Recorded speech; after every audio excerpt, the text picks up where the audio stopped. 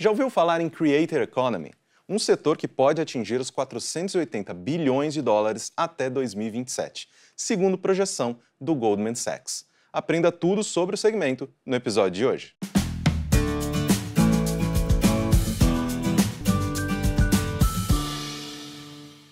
Olá, pessoal. Eu sou o Caio Corrêa e está começando o Lifelong Cast, o podcast do profissional em constante movimento, um programa da SPM para você se preparar para o futuro do trabalho e dos negócios. Criar conteúdo na internet se tornou uma atividade bilionária que está na estratégia de marketing de grandes, médias e pequenas marcas ao redor do mundo. E para descobrir como esse ecossistema funciona, quais os desafios e as oportunidades de quem trabalha no segmento, eu vou conversar com a Renata Alcade, coordenadora do Arenas, Núcleo de Negócios, Comunicação e Conteúdo da ESPM, e o Bruno Pérez, coordenador do Master Head de Digital Marketing da ESPM. Renata, Bruno, sejam muito bem-vindos ao Lifelong Cast. Muito obrigado por terem aceitado o nosso convite. Obrigada a você. Só chamar, estamos sempre aí. Super disponíveis sempre. Queridos, vamos lá então contextualizar a conversa que a gente vai ter. O que é Creator Economy, e por que é importante a gente olhar hoje em dia para esse segmento? É interessante para quem está nos assistindo, para quem está nos ouvindo, entender o tamanho mesmo, entender a proporção. Então, eu queria começar com essas contextualizações, que vocês oferecessem essas informações aí, efetivamente, do tamanho desse mercado, a importância dele para a gente. Quer explicar aí? Fala aí o que é o Creators Economy, eu falo os números. Boa, vamos nessa. Eu começo então falando de marketing de influência, porque eu acredito que o marketing de influência é uma ferramenta do marketing digital que objetiva ser a ponte, entre a marca e o consumidor final, e que acaba se tornando uma profissão que engaja, que conecta, enfim. E aí, do marketing de influência, surge, então, um ecossistema de negócios, que é a Creator Economy, que movimenta pessoas independentes que consomem, distribuem conhecimento nas plataformas digitais e usam da influência, da criatividade, do marketing, dos usuários e das próprias plataformas como recursos produtivos, como recursos que ajudam essa economia a acontecer e se movimentar. Então, eu acho que a definição é mais ou menos isso. E por que é importante? Por vários vieses, assim, eu enumeraria vários. No viés da educação, já que a gente está na SPM, eu acredito que os nossos alunos, eles são nativos digitais. E muitos deles são influenciadores digitais. E eu percebo de uma maneira muito expressiva o quanto eles têm dificuldade para monetizar e para gerir as próprias carreiras deles, E nesse contexto, eu acho que entra a SPM para colaborar com o mercado nessa profissionalização da área. Porque eu vejo que está todo mundo tentando descobrir como é que funciona, e os nossos alunos que estão aprendendo a transformar a influência deles nas redes sociais em monetização acabam seguindo um fluxo sem muito planejamento. Então, no viés da educação, eu diria que me preocupa e que eu acho que o movimento que a SPM faz em relação a isso é muito assertivo. No que diz respeito às novas formas de consumir conteúdo e etc., eu vejo que as marcas, que o budget das marcas estão migrando de uma maneira muito considerável, incluindo o marketing de influência como uma estratégia de comunicação de marketing. Consequentemente, é preciso um olhar para esse mercado, porque a gente vê muitos milhões sendo direcionados dessas verbas para esse segmento. E no viés da empregabilidade, aí sim eu vejo um presente futuro absurdo. Absurdo no bom sentido, porque nascem novas áreas, mediadas por vários novos perfis de profissionais que precisam ser preparados para o mercado. Então, eu diria, eu acho que eu falaria, acho que é isso, para mim é o mais relevante. E é legal ver, assim, dentro do marketing de influência, que faz parte da economia de creators, a gente vai atingir 22,5 bilhões de dólares até o final desse ano, 2025. Exato. Isso só falando de marketing de influência. A gente não tem uma pesquisa que abrange todo o mercado de creators economy no mundo, então é bem mais do que isso. Sim.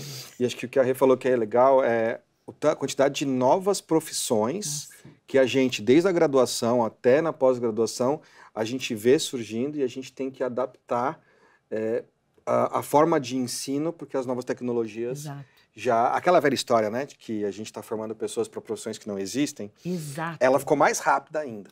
Então, a gente tem que trazer esses novos vieses para a gente educar as pessoas que possam estar preparadas para trabalhar nesse mercado de creators economy, né? E eu queria aproveitar uma das coisas que você trouxe, Renata, justamente da gente falar um pouco sobre os criadores de conteúdo e como que eles contribuem para as estratégias de marketing das marcas, quais são as vantagens de se associar com esses profissionais, porque a gente vê muitas coisas acontecendo muitas marcas utilizando esse poder de impulsionamento, de influência e etc.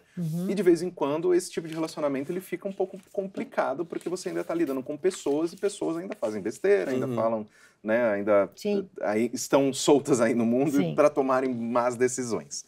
Mas, então, de que forma que a gente pode trabalhar com esses criadores de conteúdo e qual, né, o lado positivo, quais são as nuances de trabalhar com essas pessoas para as marcas e quais vantagens de se associar com essas pessoas?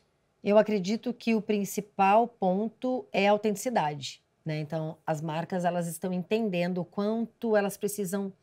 porque hoje em dia a gente vê criadores de conteúdo se tornando marcas, né? E marcas se tornando criadores de conteúdo. E quando essa lógica não acontece, quem perde são as marcas, né? Por que elas buscam os influenciadores? Pela autenticidade deles, pelo alcance segmentado. Então, isso para a marca é muito importante, porque aquele cara tem uma comunidade nichada, onde a marca vai entrar e vai atuar de uma maneira muito mais eficaz, né? Eu acho que a produção de um conteúdo mais criativo, né, que eu valorizaria muito o poder do storytelling mesmo, né, muito mais do que compre tal coisa porque no mercado, não, o cara fala do jeito dele, com a audiência dele, incluindo a marca numa narrativa. Então eu acredito que isso sejam pontos muito relevantes. Essa geração de criadores de conteúdo sabe utilizar a linguagem digital muito melhor do que marcas centenárias que estão migrando agora, as que já estão pensando nisso, mas muitas ainda não pensam e não sabem como fazer essa migração. Então, a gente estava brincando antes de começar aqui a gravação, a utilização do meme como figura de linguagem e como ferramenta de comunicação. Então, ele pode ditar o tom de voz da marca e os criadores de conteúdo sabem fazer isso muito bem. De uma forma muito natural. E não à toa que eles têm aí quase o dobro de média de engajamento que uma marca tem ao produzir conteúdo. Então, eles vão aumentar esse alcance segmentado com mais engajamento, né? Exatamente. E aproveitando o que vocês trouxeram agora, efetivamente, como que eu incluo esses criadores de conteúdo nas campanhas de marketing de uma empresa, né? Porque tem toda essa questão do storytelling, da gente falar diretamente com o público dessa pessoa, da gente não se intrometer em uma conversa que já está acontecendo tem tanto tempo, a gente não estragar, não criar nenhum tipo de atrito entre o relacionamento desse criador de conteúdo para com o seu público. E então, o que fazer e o que não fazer quando a gente trabalha com esses profissionais? Porque, querendo ou não, há muito isso, né? De que, beleza, se eu vou me aproximar de um criador de conteúdo, eu acredito que há uma possibilidade dele agregar alguma coisa na minha marca, na minha campanha, na minha estratégia.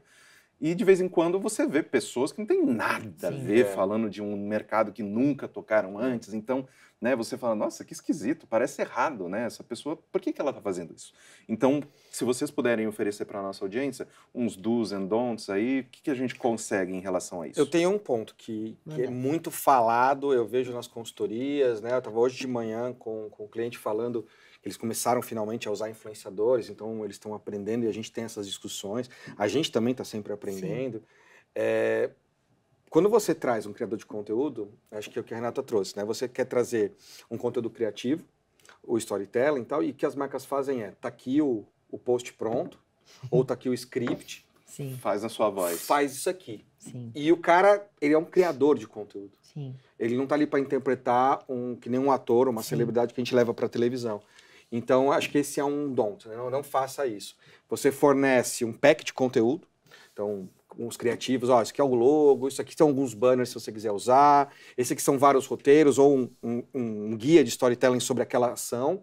Né? Você dá os materiais, mas o cara é o creator. Então, dá liberdade para ele criar. E, obviamente, põe lá, ó, não faz isso, né? Você põe uns dons ali que ele não pode associar a marca a isso, não usa acordo concorrente, né? Você dá algumas regras, mas é um arcabouço onde ele pode trabalhar. E não, tipo, ó, eu quero exatamente esse quadrado. Essa geração que conhece isso, e o canal não é para esse quadradinho. Sim, a gente chama isso de controle excessivo de condução do briefing, né? E, na verdade, aí entra um né? O mais legal hoje em dia é a cocriação. Sim. Então, é a marca co-criando com os creators. Então, isso funciona muito bem, porque fica muito fluido. Eu conheço marcas que elas não investem mais nada em mídia tradicional, investem na cocriação, e aí elas selecionam criadores de conteúdo de vários segmentos, dão o mesmo briefing e apenas falam, divirtam-se.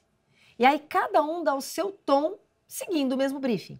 O que o Bruno falou é uma coisa muito séria, porque quando uma marca quer transferir para o criador de conteúdo, seja no Reels, seja no Stories, tudo que a marca precisa prometer, ela diz tudo e nada ao mesmo tempo, exatamente.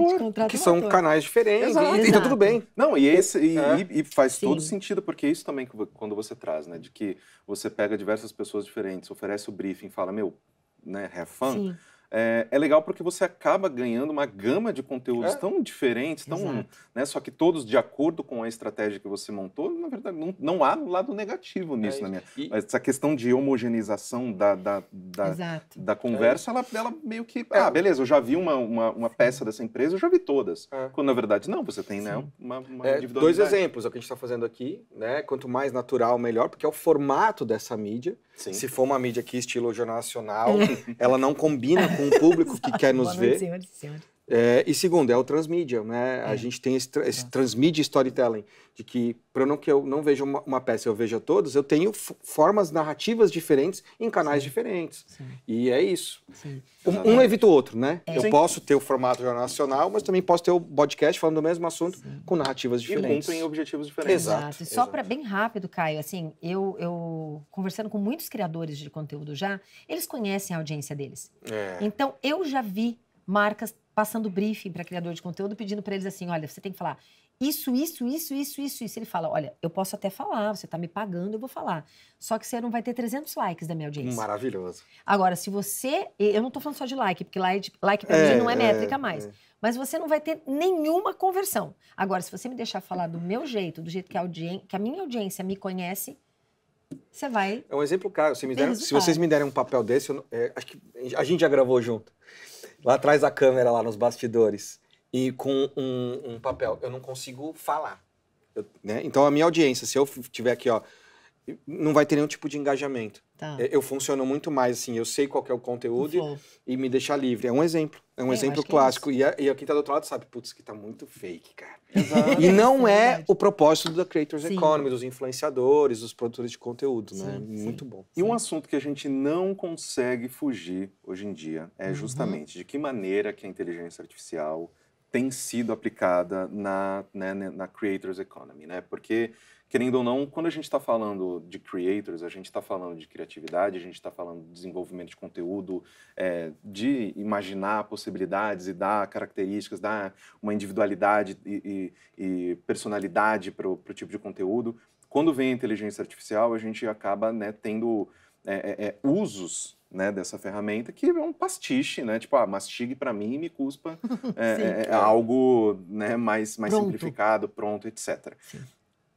Na Creators Economy, como que a gente está lidando com inteligência artificial? A gente já tem a utilização, a gente consegue como uma ferramenta de apoio, algo que vai nos ajudar a desempenhar algumas funções de maneira mais ágil. O que vocês me trazem em relação a isso? Eu vou começar, tá, Bru? Boa. Assim, eu vejo que a empresa, a marca que enxerga a inteligência artificial como um inimigo, vai sair prejudicada.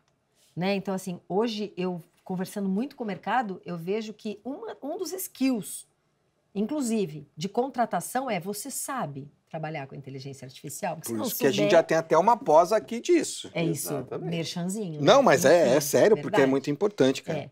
Então, assim, eu vejo a inteligência artificial, eu falo isso muito dentro de sala de aula, como uma ferramenta, não como solução. Exato. Porque eles falam muito, poxa, a gente vai perder lugar para a inteligência artificial? Sim, se você usar como solução, vai. Né? Se você enxergar como ferramenta, não. De que forma que eu acho que a inteligência artificial pode colaborar e já colabora? Né? Na automação de dados, por exemplo. Tem muitas tarefas que o criador de conteúdo tem que fazer que elas são muito repetitivas. Sim. Edição de vídeo, e corte, e, né? Que eu acho que a inteligência artificial pode super ajudar. Análise de dados. Então, ela ajuda bastante o criador de conteúdo também a entender quais as métricas mais colaborativas para ele, as mais válidas para ele. Enfim, eu acho que a inteligência artificial ela pode ajudar, inclusive, na parte criativa, porque, cara, para pensar. Um criador, a gente pensa que é só glamour, mas ser um criador de conteúdo é tenso e é intenso. Imagina o cara tendo que criar vários conteúdos para várias marcas durante o dia. Às vezes ele está sem insight. Então, eu acho que a inteligência artificial, ChatGPT, enfim, qualquer uma que seja, ela pode colaborar bastante, sim, na produção de conteúdo e principalmente na parte que é mais hands-on, onde é mais produção, entende? Sim. Acho que a Rê falou tudo aí. Vou falar o que não pode não ajudar, né? Porque acho que é isso aí.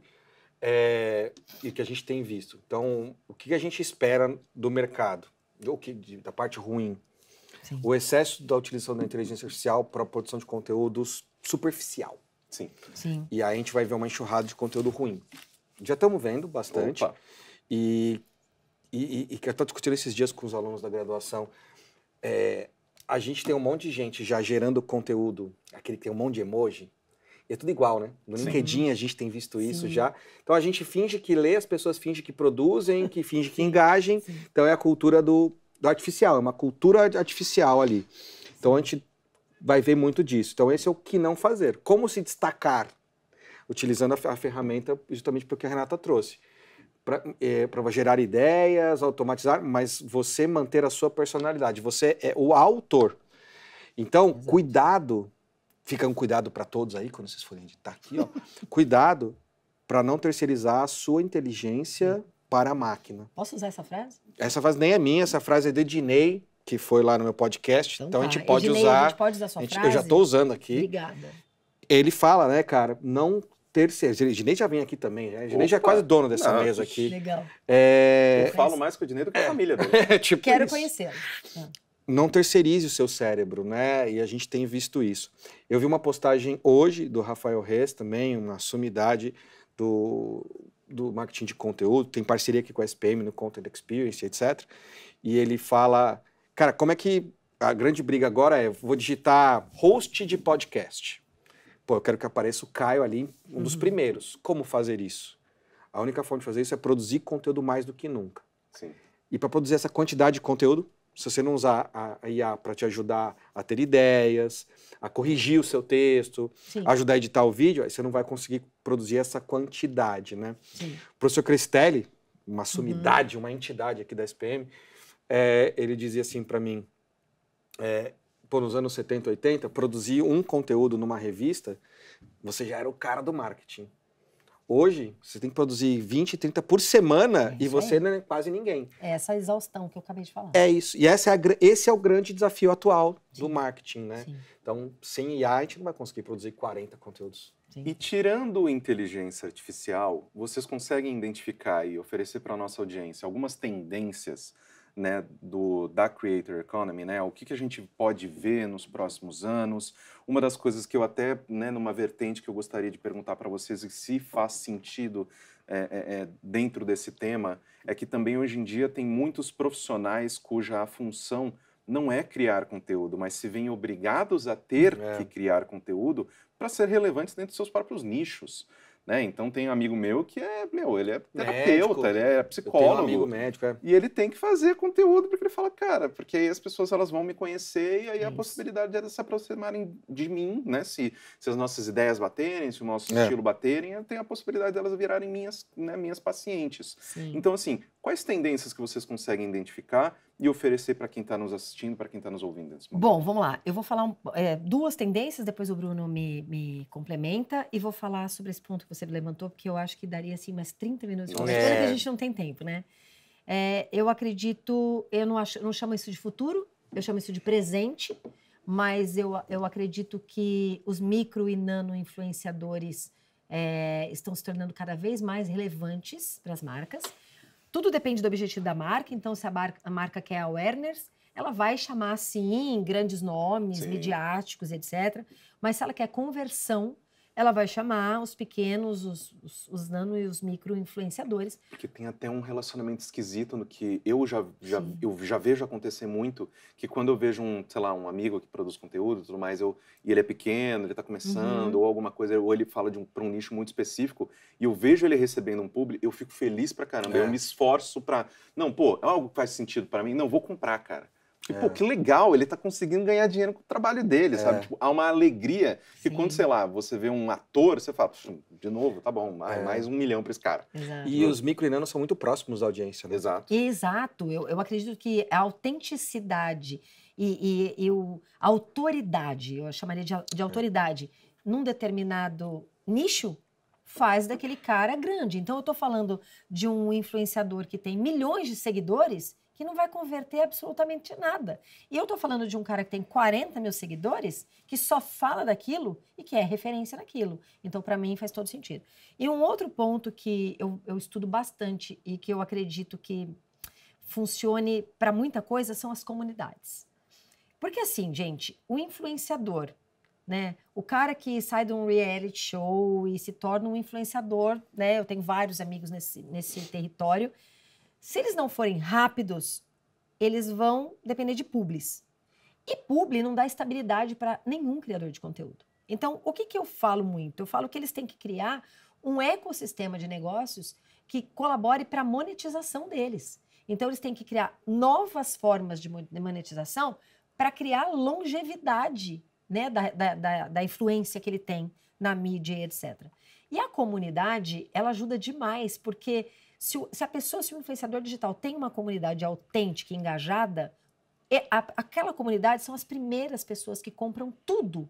Eu estou falando de infoproduto, eu estou falando de influência. Então, as comunidades bem trabalhadas, além delas serem o seu principal público, elas disseminam tudo que você faz num nível de amor e lealdade incrível. E é a tendência, né? É a tendência das redes sociais, são essas comunidades, né? E cá entre nós, todos nós aqui somos influenciadores digitais. Eu tenho a minha comunidade. É isso, Você tem a sua comunidade. É. Né? Ela só não é uma comunidade que talvez a gente trabalhe para ter essa comunidade como negócio, vamos dizer tem assim. características diferentes, Exatamente, né? são características diferentes. A nossa, principalmente, é muito educacional. Exato. Né? Então, assim, eu acho que o movimento que a gente precisa fazer de profissionalização da área é mostrar que marketing de influência e creator economy não é um momento instagramável, é negócio.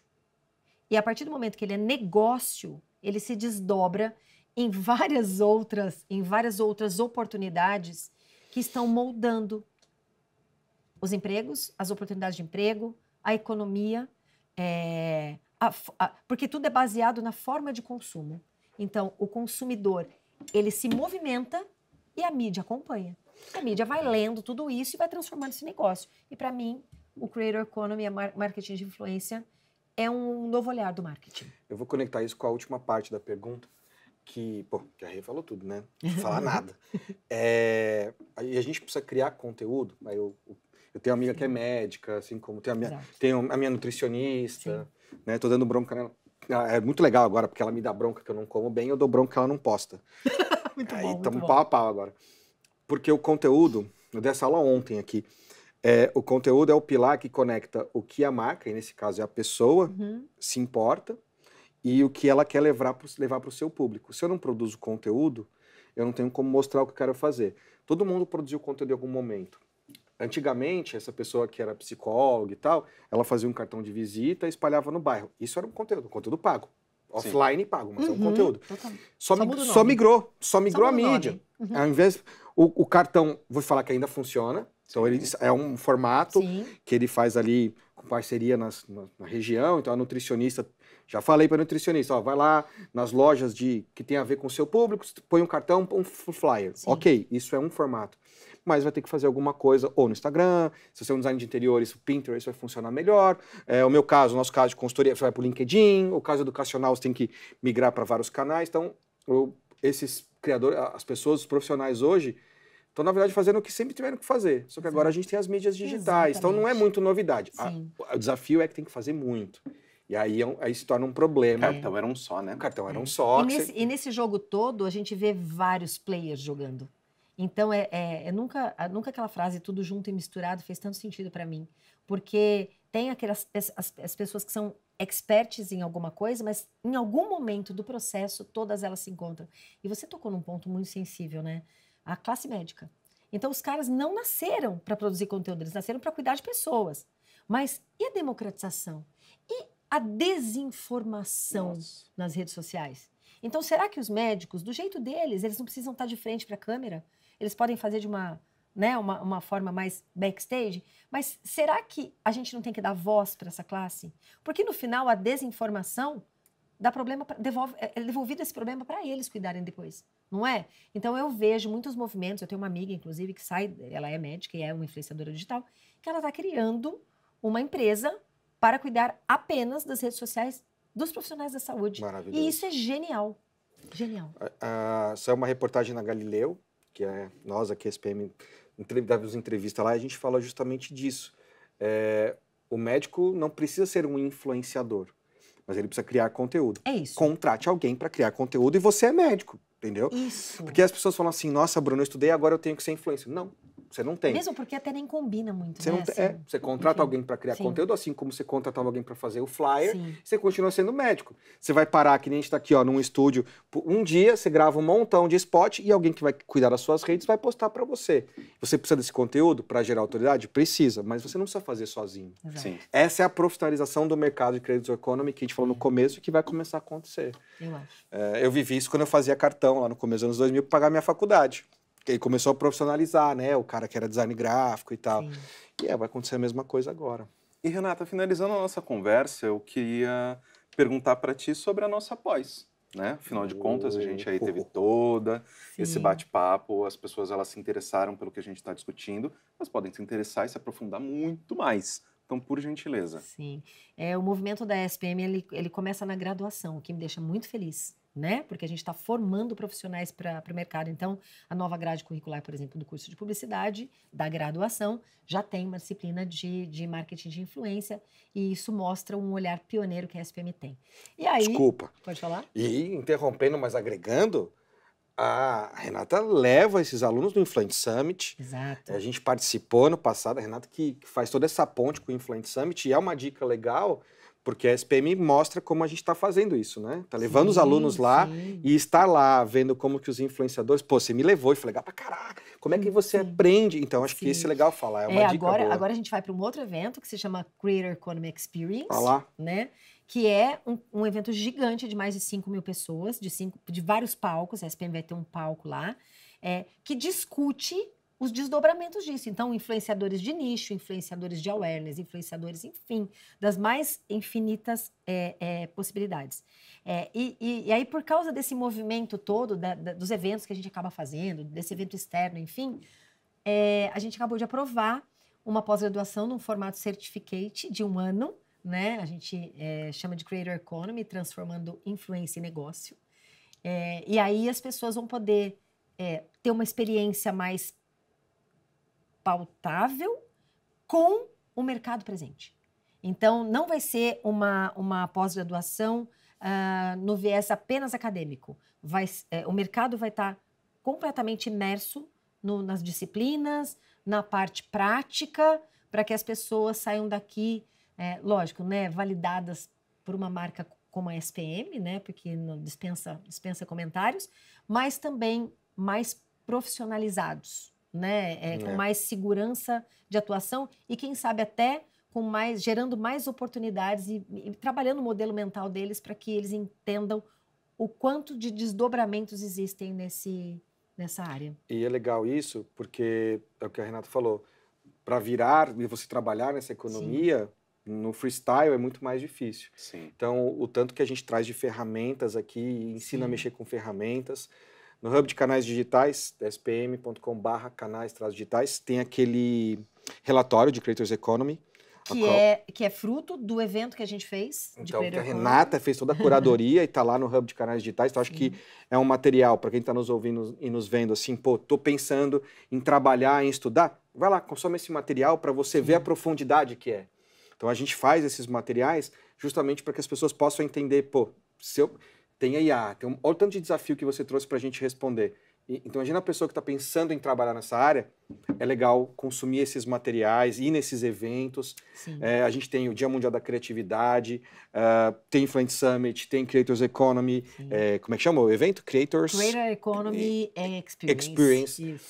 Tem esses relatórios. Por quê? Porque, acima de tudo, para você trabalhar com marketing digital neste mundo, você tem que ter repertório. Exato. E eu acho que essa pós-graduação é o que junta. Olha o tanto de coisa que a gente tem aqui. Se a gente falar aqui, tem dica de livro, tem dica de podcast, de vídeo, de filme. Tem um livro muito legal, que é A Economia da Influência, do Flávio Santos, que é CEO da M-Field. Nossa. Que é uma baita de uma empresa, que é um dos players que joga esse jogo e que direciona muito o olhar de todo mundo para a necessidade da profissionalização, né? Então, ele faz um trabalho incrível. Maravilhoso. E tem um livro da Fátima Pissarra, que é CMO da Mind, que é Profissão Influencer. Perfeito. E também ajuda a falar, entender um pouco como que é essa vida de produzir conteúdo. Ela fala tipo, não vai culpar só o algoritmo, tem que entender quem que é o seu público-alvo. Então, ela traz alguns pontos que no mundo acadêmico você vai ver como é que isso funciona de verdade. Então, porque conteúdo sem estratégia é nada. É nada. É nada. Exatamente. Né? Deixamos aí muitas lições de casa para quem está nos acompanhando. Muito, muito obrigado por terem oferecido o tempo e o conhecimento de vocês para a nossa audiência. Espero que a gente tenha novas oportunidades de bater um papo aqui. Adorei também. Super à disposição. Quebra o protocolo, brinde. É isso. Adoro quebrar protocolos pro editor. Tchau. Muito bom. Espero que você tenha gostado do episódio de hoje. Não se esqueça de seguir o Lifelong Cast na sua plataforma de streaming favorita e avaliar o programa também. Eu fico por aqui. Tchau!